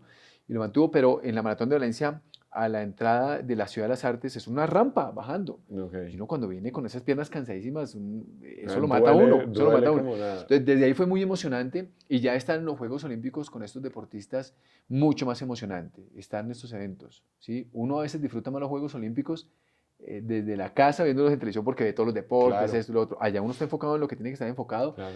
con los deportistas. Sí, fue que fue muy emocionante con Iván y Carlos San Martín verlos en estos Juegos Olímpicos y por supuesto a Angie Orjuela y Jason Suárez, a quienes también acompañé. Muy emocionante aprender de cada uno de ellos, las cosas que se hacen, de también sentirnos tristes porque el resultado no se logró como lo queríamos, lastimosamente, pero todo lo que uno tiene que aprender alrededor de estos eventos es muy importante. Pero no, la emoción máxima porque yo creo que para un atleta y un entrenador, estar en los Juegos Olímpicos es la cúspide de una carrera, Lo ¿sí? Lo máximo. Punto máximo, final, porque no hay no hay nada más. más. Entonces, estar en los Juegos Olímpicos es lo máximo, así que no, un orgullo tremendo y por supuesto también los Juegos Olímpicos con mi novia, a quien le hice una videollamada cuando estaba allá diciéndole, oye, muchas gracias por acompañarme en esto, mira la villa, mira esto tan hermoso, tan bonito, esto es emocionante, no, a mí se me aguaron los ojos, yo lloré con ella en videollamada, Claro, mostrándole todo y diciéndole a ella gracias por acompañarme, por entenderme y tenerme paciencia para estar aquí. Claro, claro, también. claro, qué bueno. Y ella es súper orgullosa, me imagino. Sí, también, por Claro. supuesto. Muy, Qué muy bueno, feliz. Mauro, qué bueno. Mauro, y pasemos devolvamos un poco la pelota a ese, digámoslo, alto rendimiento amateur. Sí.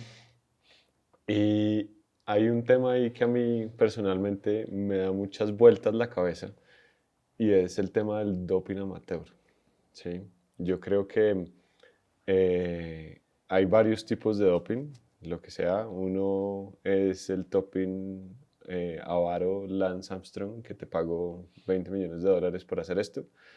Hay otro que es el tema del doping gregario, que yo lo llamo así personalmente, y es yo solo sé montar bicicleta en mi vida, me consigo un contrato y en ese equipo me dicen usted tiene que hacerlo y es la única forma de llevar pan a la Mm. mesa. Son diferentes, los dos están mal, pero debían ser, yo no soy abogado, pero debían ser diferentes. Y el peor de todos es el doping amateur, que es un tema de ego, no es de nada más. Eh, yo siento que aparte de eso, quienes debían como protegerse un poco más son, por ejemplo, las personas que quieren ir a Boston, porque pues no están compitiendo con una persona que le está ganando, sino con todo el mundo que está corriendo por esa carrera. ¿Sí? Si Mm. alguien en Singapur hace un segundo menos que yo y tiene medio doping y él sí clasifica y yo no, pues me sacó esa persona Mm. por completo. Sí. ¿Usted qué siente? ¿Cómo lo ve? No, el tema del dopaje es un tema muy complicado de manejar y lo vemos porque la misma Agencia Mundial Antidopaje trabaja arduamente para evitar que los deportistas se dopen. Pero incluso mostrándonos evidencias en series que hay en Netflix, nos vemos cómo el tema del doping está muy avanzado, ¿sí? Mm. y se convierte casi que en ciencia de muchos laboratorios farmacéuticos, ¿sí? Nos muestran cómo lo hacen, cómo lo llevan a Y cabo, eso y es es lo un que ya tema se ve, lo que complicado. se puede Lo que se puede documentar. ver, lo que se puede Claro. comentar, claro, pero de hecho hay programas que creo que son una serie, traficantes, algo así, creo que se llama así, traficantes en Nat Geo, si no estoy mal, o en Discovery Channel, algo así por el estilo, donde muestran, unos capítulos donde muestran cómo hay un tipo que a los fisicoculturistas les inyecta una cantidad de cosas para poder tener la masa muscular que necesitan. Y lo entrevistan y él da su cara y explica cómo lo hace, cómo trabaja, cómo de un día a otro le cambia la musculatura a un deportista. De un día a otro le cambia la musculatura a un deportista. No en meses, de un día a otro. Es impresionante, una cosa loquísima lo que muestran ahí. Y eso infortunadamente ha permeado el mundo del deporte. A mí el Ministerio del Deporte hace algunos años, cuando se llamaba Coldeportes, me invitó a escribir un artículo relacionado con la prevención en materia de antidoping para el deportista de rendimiento. Acepté la invitación del ministerio y, y empecé a buscar cosas que me permitieran tener como información, como un estado del arte de eso. Y la pregunta que me decía yo es ¿por qué los deportistas se dopan? ¿Sí? ¿Por qué se dopan? Y encontré alguna información, pero me dice la contraria, porque muchos no se dopan. Ok. ¿Por qué la mayoría se dopan? Investigaciones de psicólogos del deporte encontraron allí muchas razones por las cuales los deportistas no se dopan, hablando de los deportistas de altos logros, ¿sí? Y una de las más importantes es porque el deportista tiene otros planes también con su vida y no solo el deporte. Cuando el deportista tiene únicamente el deporte en su vida y no tiene otra cosa, parece como, yo me acuerdo cuando aquí habían los caballitos que transportaban las zorras estas que recogían les ponen unas Una cosas acá, visión, porque el sí. caballo se podía distraer. Entonces, su mundo es así, como el de esos caballitos que les ponen acá. Yo no sé si los caballos de carreras también les ponen eso porque tienen que ir Claro. firme en un punto, ¿sí? Así. Pero cuando el deportista estudia, tiene un emprendimiento, crece personalmente, académicamente, su mundo se amplía. Entonces ya no es solo el deporte. Dice, tengo el deporte, voy a hacer lo mejor en el deporte, pero después del deporte tengo que hacer otra cosa. O gano mucho dinero en el deporte y tiene que estudiar finanzas para invertirlo adecuadamente, o qué sé yo, o alguna cosa, o estudia y se dedica al mundo laboral como finalmente nos Ujú. corresponde a todos, ¿sí? Pero cuando el deportista está cerrado, pues no tiene más.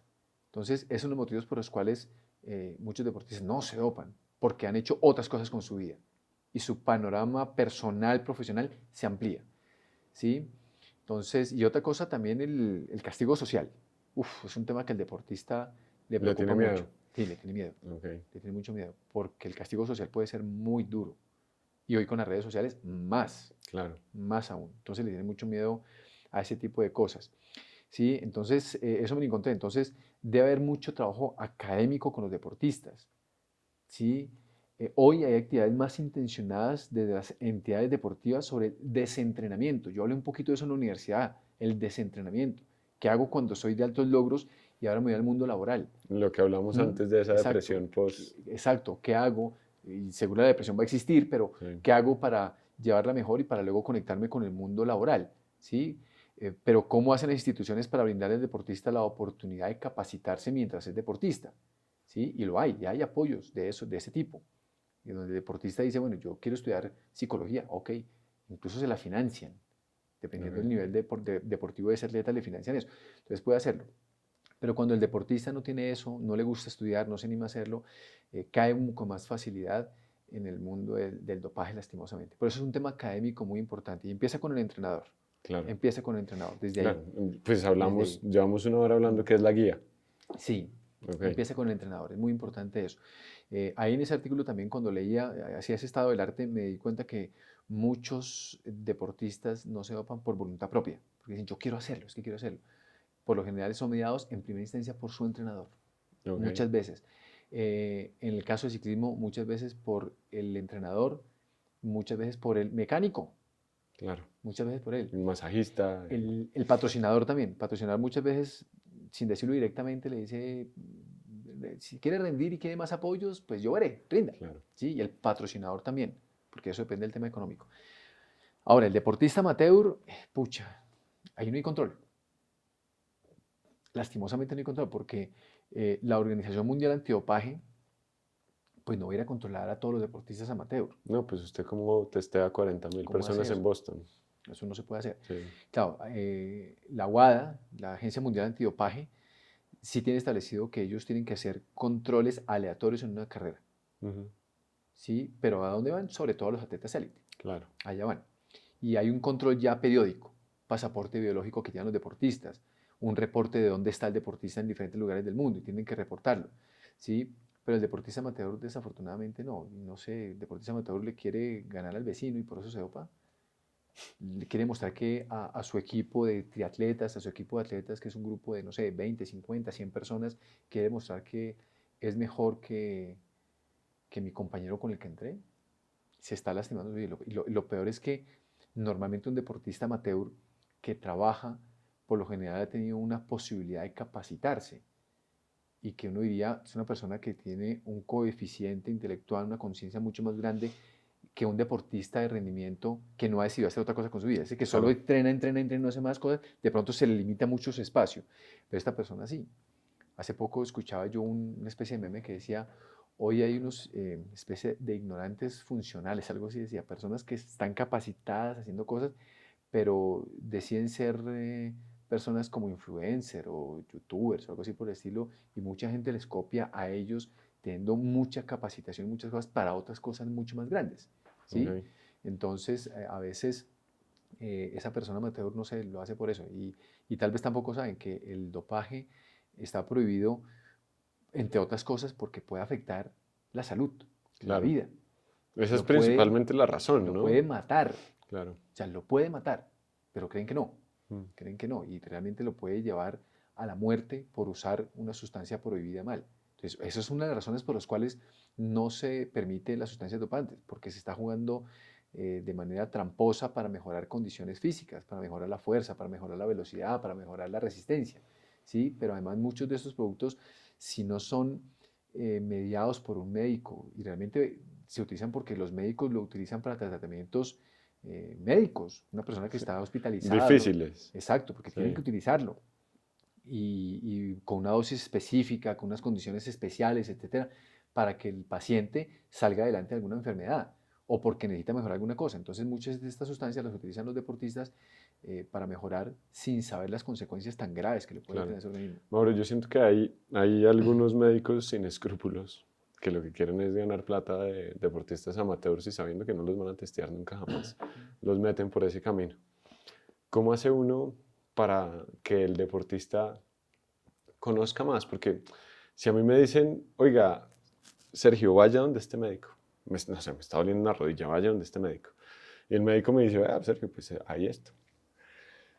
¿Cómo hace el deportista en completa ignorancia para decir que no? Si es supuestamente quien me va a ayudar. Claro. ¿Cómo hace uno para que el atleta tenga más conocimiento? Yo me imagino que eso también va de la mano de lo que hablamos de la profesionalización del Ujú. entrenador, del Sí, así es. acompañamiento. Y yo me imagino que pues, amigos que yo tengo, pues yo les he dicho, oiga, esto es lo que yo sé.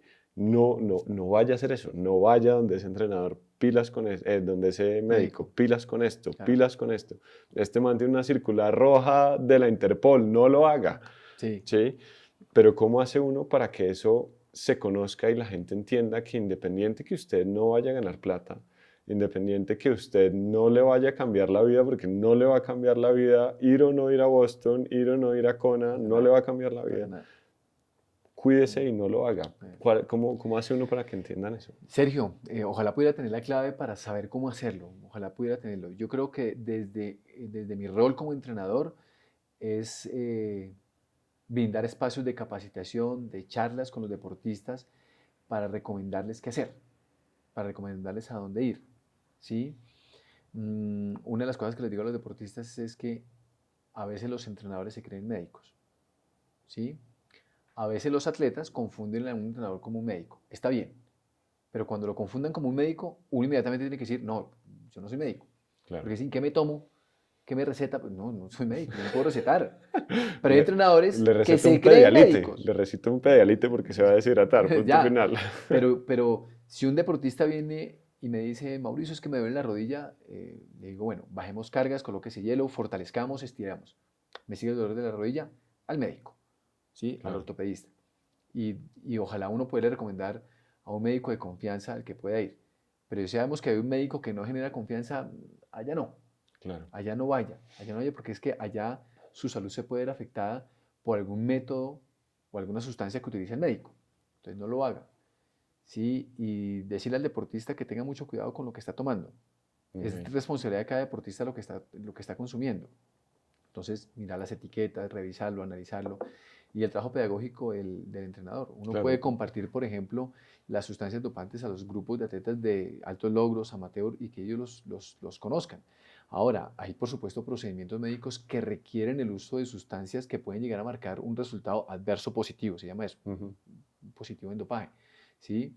Tanto para atletas de rendimiento o de altos logros como para atletas amateur, pero porque en el procedimiento médico se requiere.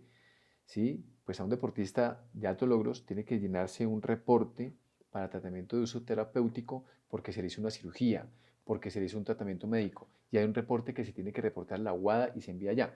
Un deportista amateur no lo necesitaría en el caso de una cirugía, pero si un deportista amateur conscientemente empieza a utilizar sustancias o de pronto va a un médico y no lo sabe, hay que empezar a orientar a ese atleta amateur, uno como coach, y por lo menos tener claro, decirle, evite ir donde esta persona, porque con lo que es, los métodos o las sustancias que usa esa persona puede afectar su salud.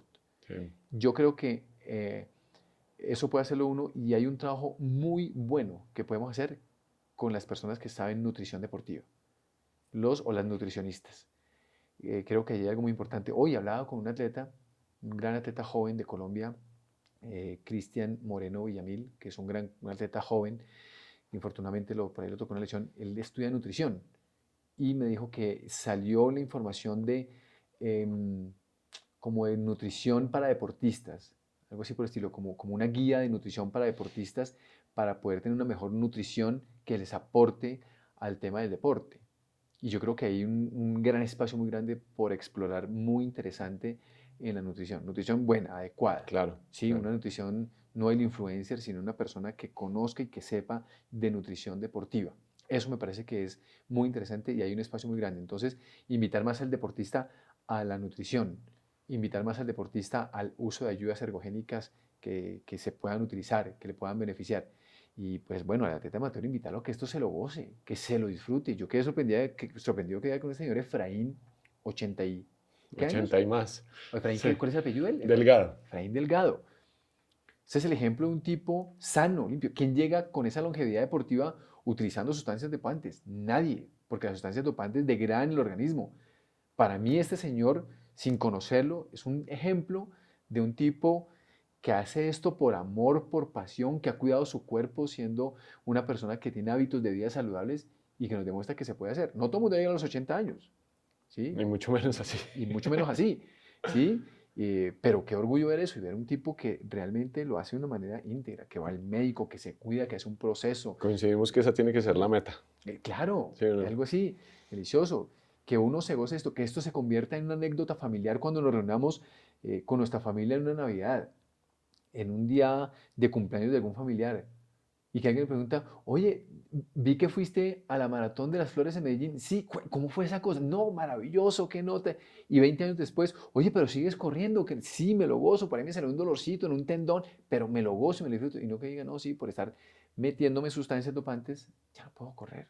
Se me cayeron los dientes. Los huesos están mal. Me hicieron reemplazo de cadera. Porque es una cantidad de sustancias dopantes que me afectaron y no me pude seguir disfrutando esta vaina. Que al futuro esto sea una vaina, que tengamos una vejez deliciosa gracias al mismo deporte, Claro. que nos la gocemos. Esa es la invitación que tenemos que hacerle a deportistas, por supuesto, de altos logros y deportistas amateur.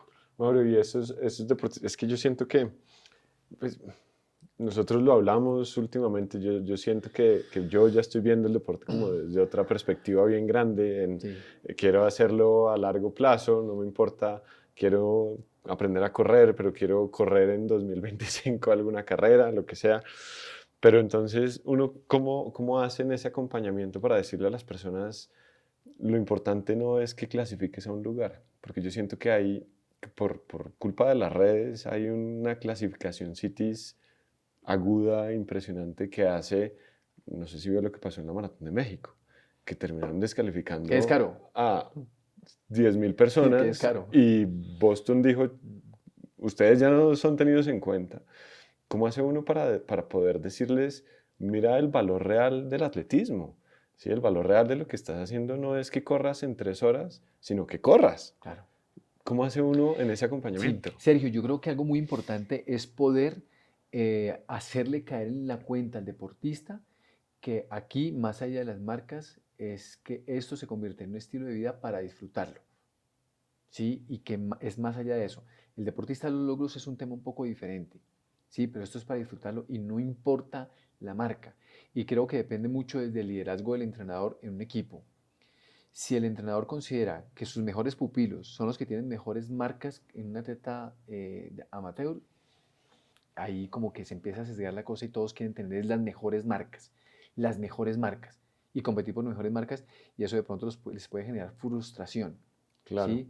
Pero cuando un atleta que asesoro amateur me dice, mira, yo empecé a correr y me encontré con unas marcas buenísimas, apenas empecé, pero llegó un momento donde esto me rayó la cabeza horrible, quiero reencontrarme con el atletismo y creo que lo logramos con ella y se reencontró con el atletismo. Hoy me está diciendo, yo quiero que me ajustes un poco más las zonas de entrenamiento porque siento que ya puedo correr un poco más rápido, pero disfrutándolo.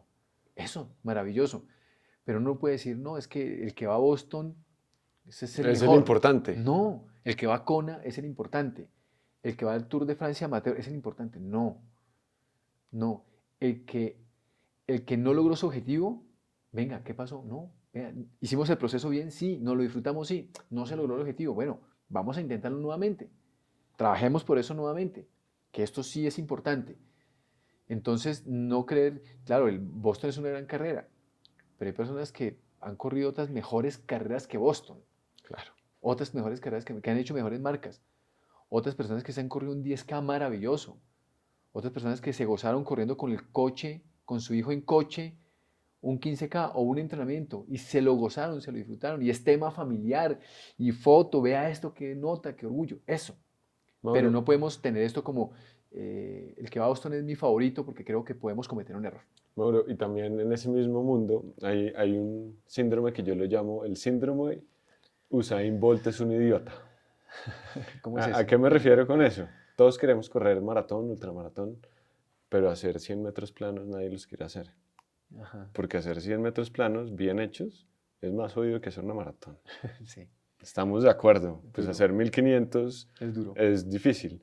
¿Cómo hacemos nosotros para poder decir, usted que corre 10K Ujú, muy bien corridos ujú, y se quiere dedicar únicamente a correr 10K bien corridos, quédese ahí? ujú. No se vaya y no se deje tentar por más distancia, más y más y más tiempo. Por Ajá. eso es que yo digo que Usain Bolt es un idiota, que tiene todo menos idiota. Sí, Pero ¿cómo hacemos para decirle a las personas, mm, oiga, calma, tranquilo, claro. ahí está? Los que se encargan un poco más de eso es la Federación Colombiana Deportiva de Atletas Máster, Ok, de los veteranos, ¿sí? Y las asociaciones regionales o distritales de atletismo máster, porque ahí sí tienen todas las pruebas. El atletismo no es solamente correr, correr, saltar, lanzar y caminar. claro, Y allí sí se encargan de hacer lanzamientos, 100 metros, velocidad, saltos, de hacer relevos, de hacer todo, ¿sí? claro. Para atletas amateur. Hay que volverlo sexy. Y Ese ellos es el lo tema. entienden, claro. Lo que Ok, pasa es que tienen su campeonato, tienen unas reglas, unos clubes, etcétera, y una normativa para ese evento. En pocos días el campeonato suramericano máster, finalizando en noviembre, y son como 10 o 12 días de competencia porque hay categorías, si no estoy mal, desde los 35 o 40 años en adelante. Entonces son y muchas categorías, 100, es 200, 100, 400, 800, 200, 1500. es impresionante. Claro. Y campeones suramericanos, hay corredores de 400 metros y se preparan para esas pruebas. Allí eso está, yo creo que muy organizado. Lo que pasa es que sigue siendo parte del deporte reglado, reglamentado, Claro. en un óvalo, en una pista, etcétera, con unas condiciones determinadas y eso aburre un poco, ¿sí? De hecho, los deportes extremos, de aventura, nacen por quererse salir de ese formato, Claro. que es aburridor. Lo que pasa es que a nosotros, o a mí me gusta mucho, Mm. sí, me encanta eso, pero me gusta también la montaña, me gusta ir a correr, entrenar en la montaña, pero se salen de ahí. Y la escalada de roca nace porque llega un man y dice, no, yo me quiero meter un porro de marihuana y me voy a escalar para donde nadie me vea. Pero luego lo reglamentan. Pero el Claro. man quiere escaparse, que no lo baja la policía. A ver si la policía va a subir allá a esa roca que se subió. Y el man va por ahí, está feliz, disfrutando de la vida, sollado, feliz por allá. Y luego dicen, "Oiga, esto puede ser un deporte", y lo reglamentan, pero no es tan estructurado como lo es el óvalo de un velódromo, Claro. que tiene una determinada distancia, unos peraltes X, Y, Z, etcétera, y luego el óvalo de atletismo, ¿sí? Entonces rompen un poquito con los esquemas. Entonces, el atletismo allá se vuelve un atletismo que a mí me gusta, pero que donde no van muchos por lo selectivo, ¿sí? Entonces el atleta empieza a correr otras cosas y no hay eventos donde diga vamos a correr 100 metros, vamos a correr 200, a menos que sean esos eventos de la Asociación Digital Master, de Claro. Atlemaster, de los Campeonatos Suramericanos Master. Y también por otra razón, Sergio, resulta que a medida que va pasando el tiempo, los seres humanos vamos perdiendo una de las capacidades físicas que es la velocidad o la rapidez, la vamos perdiendo. Somos mejores para correr distancias largas a medida que va pasando el tiempo. Nuestra resistencia mejora, la velocidad se pierde. Entonces, correr intenso muchas veces puede afectar los músculos, porque si no estamos acostumbrados, nos lastimamos fácilmente. Es muy duro, lo que usted acaba de decir, Sí. es muy duro correr 100 metros. Dile a un deportista amateur que juguemos a hacer carreras de velocidad, 3 4 pueden resultar lesionados, porque es muy intenso, las fibras musculares trabajan al máximo, se extienden al máximo, se contraen al máximo y eso hace que las fibras musculares se puedan romper con mucha facilidad. Entonces, por eso el deportista opta por ir a algo que sea de baja intensidad y poco a poco mejorar la resistencia a larga duración. Ok. Sí creo que uno podría disfrutarse una media maratón, unos 10K, pero se vuelve muy retador y más con el calendario deportivo que hay en el mundo. Dice 10K y dice, y hay 15K, pasemos a 15K. Claro, Ya claro. hice 15K, ¿será que puedo media maratón? Sí, claro que puedo, y va a media maratón. Y luego maratón, pucha, ¿será que sí puedo? Sí, vamos, maratón. Entonces empieza cada vez a construir más cosas por la emoción de hacerlo y porque las fibras musculares se adaptan mucho mejor a correr distancias más largas entre más edad tiene uno. Mauro, para comenzar a cerrar, em, cuando uno corre, se vuelve fan del atletismo, ¿cierto? Antes de comenzar a correr, nadie sabe quién es Kipchoge. Ujú, Sí, es un hecho. Nadie le importa quién es Kipchoge, ujú. pero cuando uno comienza a correr, uno dice, Kipchoge, ¿cómo así que no sabes quién es? Lo mismo pasa con el ciclismo. Comienza a ver el Tour de France, antes era súper aburrido. Sí, sí. Y yo estoy seguro que nosotros, corredores colombianos, queremos ver más gente en los Juegos Olímpicos, ¿cierto? Corriendo los 100 metros, los 200, los 1500. ¿Cómo hace un deportista amateur Ujú. para comenzar a conectarse con ese mundo y que su trabajo y su entrenamiento dé frutos allá? No sé si es siendo parte de un club que tenga una estructura en el Sistema Nacional del Deporte. No sé si es que todas las carreras tengan que tener un impuesto del deporte. ¿Cómo funcionaría eso? Bueno, es un tema que de pronto no es tan fácil de resolver, de cómo el atleta amateur aporte. Yo le puedo dar un ejemplo claro de lo que pasa en la media maratón de Bogotá, ¿sí? Por lo menos ahí, y quizá en muchas otras pasan. Y el ejemplo que le doy es porque conozco un poquito algo de las entrañas de la media maratón, pero un poquito. La media maratón de Bogotá tiene unas personas que la organizan, que es desde Correcaminos de Colombia, y desde ahí ellos dijeron, vamos a hacer una carrera. ¿Sí? Y por supuesto esas personas que ya habían corrido maratones en muchos lugares del mundo dijeron, oiga, Bogotá debería tener una parecida, Mm. vamos a organizarla. Y le hicieron, que era un formato chéverísimo, pero alrededor de eso dijeron, pero eso tiene que aportarle algo al atletismo. Un poco esa Entonces, misma pregunta. exacto, entonces organiza un equipo profesional de atletismo con la compañía de Porvenir, la empresa de pensiones y cesantías, dicen, bueno, vamos a crear el equipo. Entonces, Porvenir da unos recursos, Correcaminos los administra, ellos ponen creo que también un dinero, me imaginaría yo, y hacen alianzas con algunos patrocinadores y organizan un equipo de atletismo. Pero todo nace desde ahí, ¿sí? Desde esos patrocinios que vienen generados del Media Maratón de Bogotá.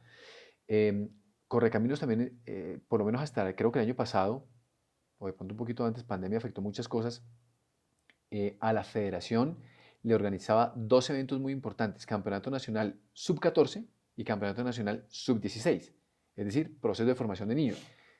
Campeonato Nacional de salto, lanzamientos, velocidad, resistencia, etc. Y lo hacía, y a todos los niños les daba uniforme, a todos los niños les daba, creo que el almuerzo y un refrigerio, y les apoyaba, pagaba el juzgamiento, pagaba el escenario, todo.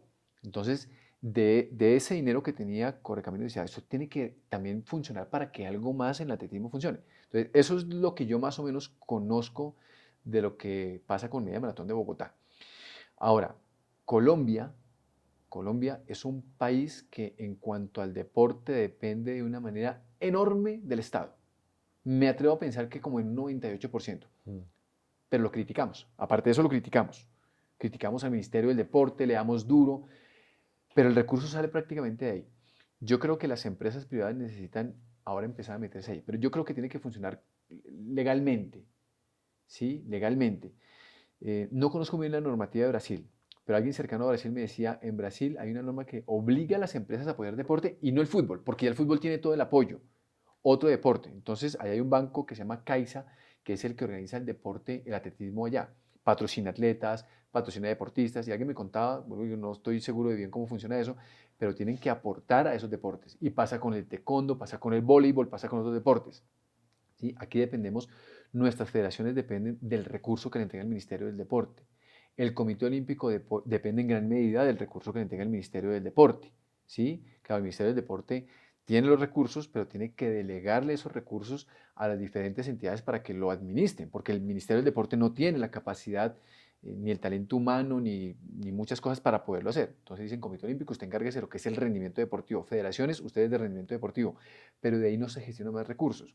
El Comité Olímpico en los últimos años ha venido haciendo una gestión muy importante donde con procesos de marketing y otras cosas están logrando generar recursos propios muy importantes, Ok. pero las federaciones no mucho. Uno habla de federaciones como de pronto la de patinaje, que tiene unos recursos propios que gestiona por los resultados que tiene con atletas a nivel mundial, que son muy buenos.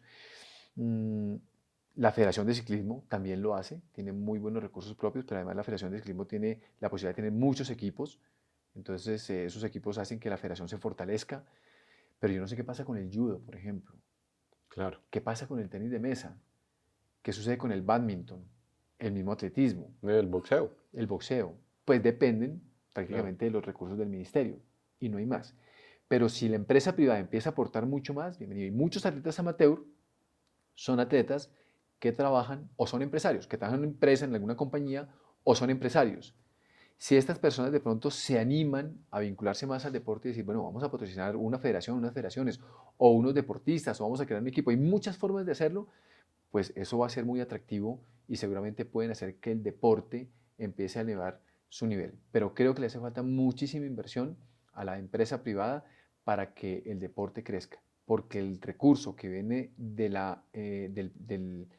erario público, de los impuestos, llega muy limitado a aquellos atletas que son seleccionados. Claro. Pero si logramos ampliar eso con más recursos, estoy seguro que pueden funcionar. Y como muchos atletas amateur son empresarios, muchos trabajan en empresas y pueden generar proyectos de sus empresas para apoyar a deportistas, creo que ahí podría haber una posibilidad muy grande para que el deporte mejore.